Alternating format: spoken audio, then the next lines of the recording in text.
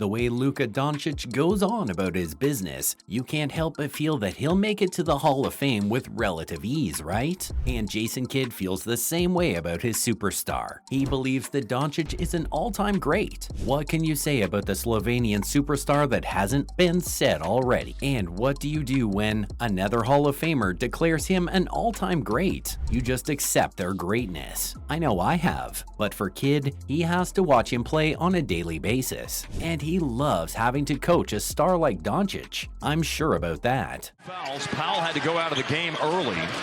Quickly didn't finish off the three-point play. Hello, Winda. So it must be an overwhelming sort of reminder every single day, without fail, as a testament to Doncic's greatness. And he tried putting it into words when he talked to Tim McMahon of ESPN. The Mavs head coach was in complete awe of Doncic after that madness he pulled against the New York Knicks a few weeks back. Well, kid, you're not special. We were all surprised by what he did. And if you allow me to take it up a notch, the reaction was completely justified. All great players are coachable. Now, they might growl or moan once in a while, but they're all coachable. After all, what Doncic pulled off was something truly historic, something that hasn't ever been done before. Triple-doubles are relatively common in the NBA, especially in the modern game, but there's a limit to what's possible, man. How do you score 60 points and also grab over 20 rebounds in the same game, while dishing out 10 assists? And don't make yourself easy to defend against a bad defensive team. Luka, not easy to defend anywhere, any night, anyhow. It turns out that was the moment Kidd officially declared Doncic an all-time great. Deserved for sure. But Kidd didn't stop there. The legendary guard explained the class Doncic was in. He told McMahon that doing something that has never been done before, it's hard to do. Well, you're putting it lightly, Jason. Especially considering that whenever someone pulls a rare feat in the NBA, there's Wilt Chamberlain to steal his thunder. It turns out that there's nothing that Wilt hasn't already done in the NBA. All sorts of crazy stat lines. That's where Luka's magic comes in. The triple-double against the Knicks was so rare that even Wilt didn't have a stat line that good. Everybody has been aggressive so far for the Knicks. And you got Robinson's size advantage that he exploited inside for his time in the game as well. And for that reason alone, we understand what Kidd meant when he mentioned Wilt, Elgin Baylor, and Luka in the same class. But he didn't stop there. He went a step ahead. Kidd pointed out that Doncic separated himself from that class and made his own, especially after that brilliant and unique performance. You know, the history of the game is written by the players, and that was written again tonight for a player, Luka. I don't disagree. The numbers never lie. And even Mark Cuban, the owner of the Mavs franchise, was left awestruck. That's a man who knows his basketball. He's seen all sorts of greatness unfold before his eyes. Even he couldn't believe what he was seeing on that historic night. His tweet said it all. "We are watching greatness at Luka7 Doncic. I've never seen anything like that ever." Once again, though, he's not wrong. But maybe that display from Luka and his performance this season should convince Cuban to splash the cash and get him some help now. High for the rebound, Bullock.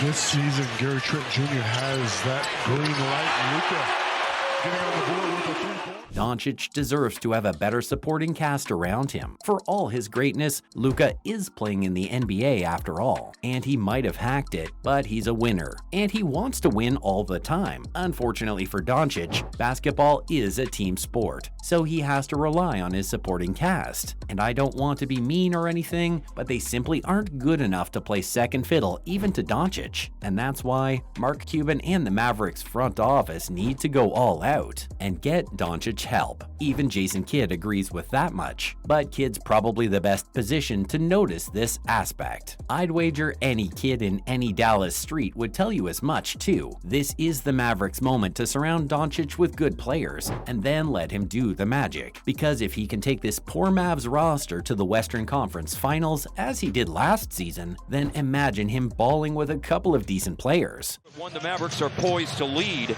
at the end of, and the lead is now 7.